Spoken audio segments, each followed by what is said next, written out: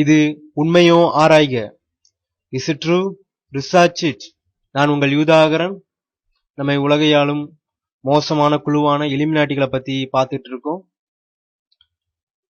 இன்றைய பகுதி 3ஆம் உலகப் போர்.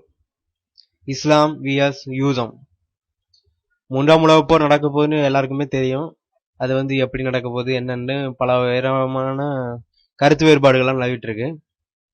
ஆனா அது இஸ்லாமியர்களுக்கும் யூதர்களுக்கும் தான் நடக்க போகுது.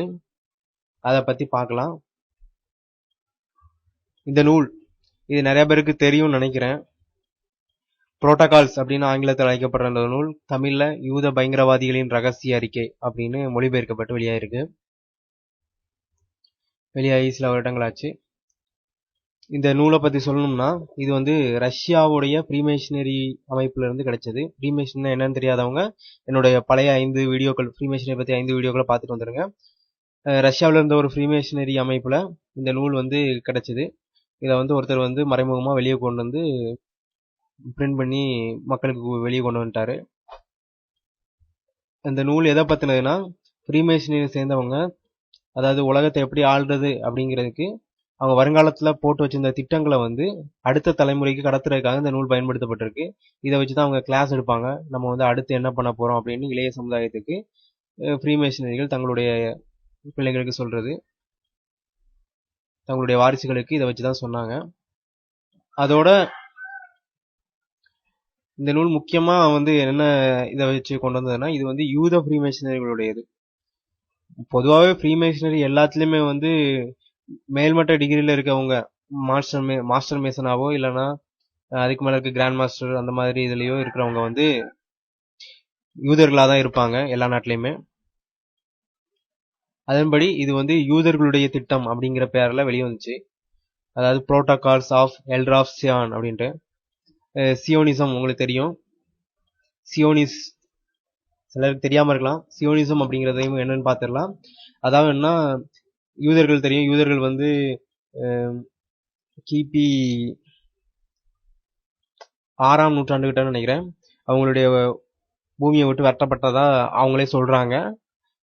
அது அந்த இடம் பேர் யூதேயா அப்படிங்கிற ஒரு நாடு. அது பாலஸ்தீனத்துல இருந்தது.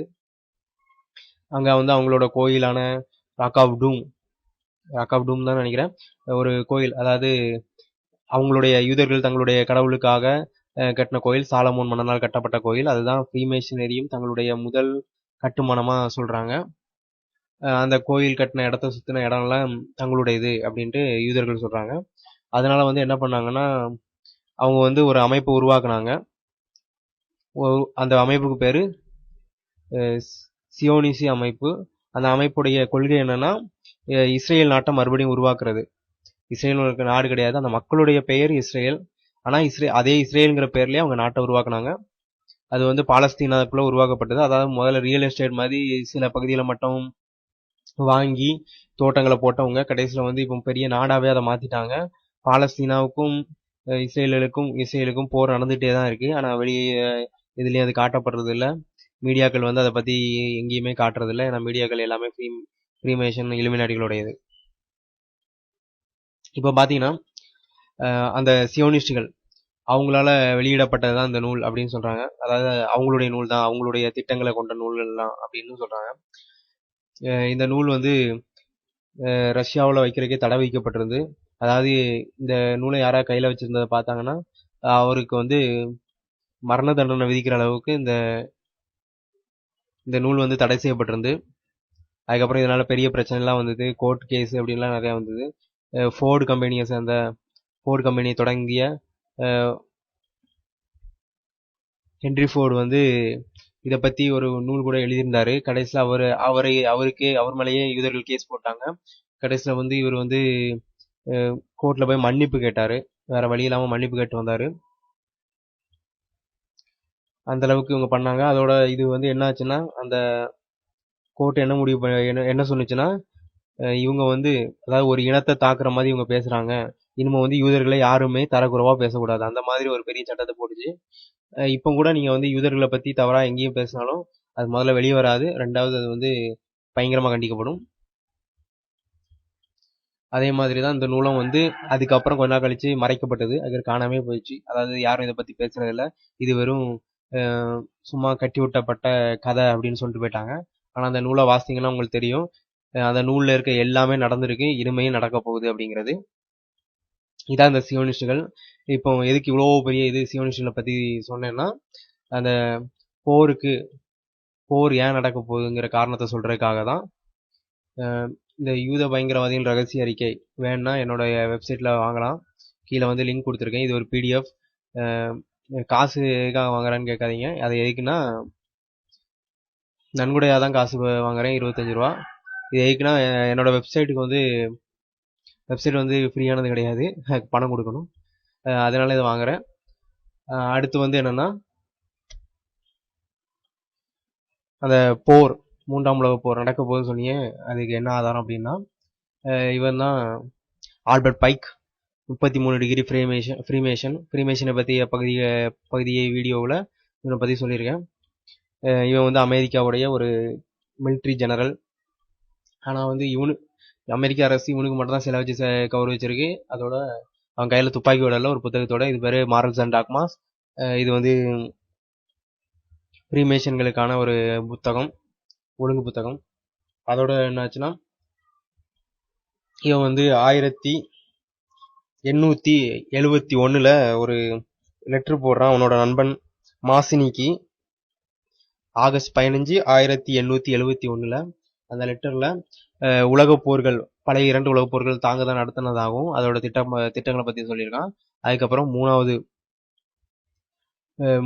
உலக போரை பத்தியும் எழுதியிருக்கான்.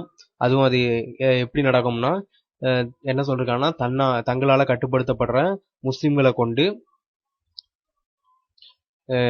அந்த அரேபியர்கள் வாழும் பகுதியில ஒரு பெரிய போரை உருவாக்கும். அதுக்கப்புறம் மொத்த அரேபியத்துக்கும் ஒரு யூனியனை உருவாக்கி மொத்தத்தையும் கட்டுப்படுத்தும் அப்படின்னு சொல்றான். அதோட வந்து அந்த போர் வந்து யூதர்களுக்கும் இஸ்லாமியர்களுக்கும் நடக்கும் அப்படின்னு சொல்றான். ஆனா இப்போ இருக்க நிலைமையை பாத்தீங்கன்னா உங்களுக்கு அப்படி தோணவே தோணாது. இஸ்லாமியர்கள் தான் யூதர்கள் மேல சொன்னிட்டு இருக்காங்களே தவிர வெளிப்படையா யாரும் யூதர்களை எதிர்க்கவே இல்லை. வெளிப்படையான அரசாங்கத்தை பொறுத்த வரைக்கும் யூதர்களை எதிர்க்க முடியாது.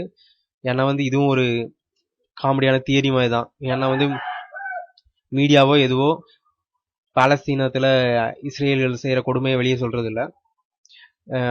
சில பேர் சொல்லுவாங்க ISIS இருக்குல்ல அது செய்யும் அப்படின்ட்டு. ISIS வந்து யூதர்களை தொடவே தொடாது. அது ஒரு யூத அமைப்பு. எனது இலுமினாட்டிகளோட அமைப்பு யூதர்களோட சேர்ந்து அது உருவாக்கப்பட்டது. யூதர்கள் வந்து இலுமினாட்டிகளுடைய அடிமைகள், விருப்ப அடிமைகள். அவங்களால இது உருவாக்கப்பட்டது ISIS. இப்போ ISIS பத்தி ஒரு வீடியோ பார்த்துருக்கேன், அதை பார்க்கலாம் நீங்க. இப்போ வந்து இந்த ISIS வந்து எப்படி யூதர்களை தாக்க போறது இல்லை. அப்ப எப்படி இந்த போர் வரும் அப்படின்னு நினைச்சீங்கன்னா, இப்போ சில அரேபிய நாடுகள் வந்து ஏற்கனவே இலுமினாட்டிகள் கையில தான் இருக்கு. இன்னும் சில நாடுகள் இருக்கு அது வந்து இலுமினாட்டிகள் கையில இல்ல. அவங்க வந்து யூதர்கள் மேல போர் தொடுக்கிறதுக்கு முடிவுல இருக்கிறாங்க. 2 விதமா. ஒண்ணு வந்து பாலஸ்தீனால நடக்கிறத கண்கூடா பாக்குறாங்க. இன்னொன்னு என்னன்னா, இந்த சியோனிசத்தை பத்தி தெரிஞ்சவங்க யூதர்கள் அதிகமா இருக்காங்க. இதனால யூதர்களுக்கும் இவங்களுக்கும் போர் வரும். ஆல்பர்ட் பைக் என்ன சொல்றாருன்னா, நாங்க ஒரே நேரத்தில் யூதர்களையும் இஸ்லாமையும் முழுக்க அழிப்போம் அப்படின்னு சொல்றாரு. அதாவது இதுல இருந்து என்ன தெரியுதுன்னா, இவங்களுக்கு யூதர்களை பத்தியும் கவலை கிடையாதுன்னு தெரியுது. எதுக்காக இதை சொல்றேன்னா, சில பேர் வந்து யூதர்கள் தான் இலுமினாட்டிகள் அப்படின்னு சொல்லிட்டு இருக்காங்க. அது உண்மை கிடையாது. யூதர்கள் அவங்களோட அடிமைகள் மட்டுமே. தேவைப்படாதப்போ யூதர்களை அவங்க காலி பண்ணுவாங்க. 3ஆம் உலக போரோட அது நடக்கும். அதனால நம்ம இஸ்லாமிய நண்பர்கள் கொஞ்சம் கவனமாவே இருங்க. நீங்க வந்து யூதர்களை அழிக்கணும் அப்படின்னு யூத அரசுகள், இஸ்லாம் அரசுகள் வந்து போறது உண்மையில நல்லதுதான். ஆனா வந்து ஏன்னா வந்து யூதம் எல்லாத்தையும் பண்ணுது. ஆனா அதை பண்ண வச்சவங்க இலுமினாட்டிகள். இந்த போர் நடக்க போகுதுன்னா அதுக்கும் தூண்டுதலாக பின்னாடி இவங்க தான் இருப்பாங்க. இதனால வந்து நமக்கு தான் பிரச்சனையே தவிர இலுமினாட்டிகளுக்கு பிரச்சனை வராது. அவங்களுக்கு எப்படினாலும் தங்களுடைய பெயரையோ இதையோ மாத்திக்கிட்டு காணாம போயிடுறாங்க. வேற பேருக்கோ இல்லைன்னா வேற இதாவோ மாறிடுறாங்க. இவங்களால நம்ம நிறைய பேர் யூதர்கள் தான் இலுமினாட்டிகள்னு சொல்லிட்டு இருக்காங்க. ஆனா 3ஆம் உலக போருக்கு அப்புறம் அப்படி இருக்காது. ஏன்னா அந்த சியோனிச யூதம் அது அழிக்கப்படும். அப்புறம் நீங்க யார காரணம் சொல்லுவீங்க? இலுமினாட்டிகள்ங்கிற வேற, யூதர்கள்ங்கிற வேற. புரிஞ்சுக்கோங்க. யூதர்கள் வந்து இலுமினாட்டிகளை பற்றி தெரிஞ்சவங்க. ஆனால் வந்து விருப்பமாக அவங்களுக்கு அடிமையாக இருக்காங்க. ஏன்னா வந்து யூதர்களுக்கு எல்லாத்தையுமே இலுமினாட்டிகள் செஞ்சு கொடுக்குறாங்க. இந்த பகுதி அவ்வளோதான். என்னுடைய இணையதளத்துக்கு வந்தீங்கன்னா நீங்கள் நிறைய தகவல் தெரிஞ்சுக்கலாம். www.isitrueresearch.in. இது வந்து இன்னும் முழுமையடையலை. ஏற்கனவே நான் ஒரு பிளாக் வச்சுருக்கேன், isitrueresearch.blogspot.com. இல்லை கூகுளில் உண்மையும் வராங்கன்னு சர்ச் பண்ணுங்க, வரும். பிளாக்ல எல்லா விஷயமும் இருக்குது. வெப்சைட் வந்து இப்போ தான் சில விஷயங்களை அப்லோட் பண்ணிகிட்ருக்கேன். அப்புறம் வந்து இசிட்ரூ ட்விட்டரில் வந்து @isitrueresearch. ஃபேஸ்புக்கில் வந்து என்னோட பேஜ் வந்து facebook.com isitrueresearch. அங்கேயே வந்து தகவல்களை தெரிஞ்சுக்கலாம். அப்புறம் மறக்காமல் சப்ஸ்கிரைப் பண்ணுங்கள், அப்போ தான் புது வீடியோக்கெல்லாம் தான் தெரிஞ்சுக்கலாம். அப்புறம் வந்து கீழே என்னுடைய ஃபோன் நம்பர் இருக்குது, எதுவும் தகவல் வேணுன்னா கான்டாக்ட் பண்ணுங்கள். மறக்காமல் அந்த யூதேசி யூனிவர்சிட்டிகளில் நூல் வாங்குங்க. அப்போ தான்